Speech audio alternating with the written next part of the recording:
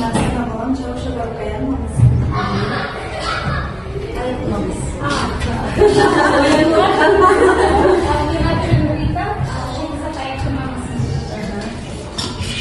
Sudah lagi ada maması.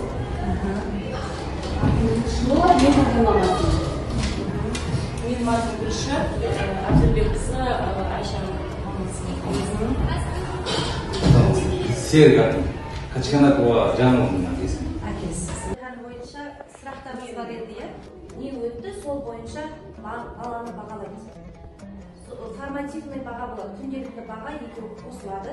Бірақ ол кезде де баға шықпайды. Екінші ТЖБ алынады, ол кезде де баға шықпайды. ТЖБ дегеніміз 90-дық жиынтық бағалау болған кезде, ол кезде енді баланың кәдімгі 50% бағасын берілетін болады. Сенің мамасы? Мен бөлдім, бәбі қосып мамасы.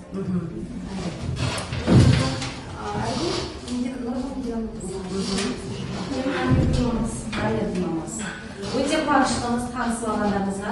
Мына жерде потихоньку я буду подавать баллы. Например, вчера они 8 баллов получили. Потом я посадила, например, кто потому что английский язык, он сам по себе сложный. Не всем он дается, не всем, то тогда, соответственно, он будет стараться. Ну, может, это не потому, что он там глупый или что-то, просто ему нравится, например, математика или русский.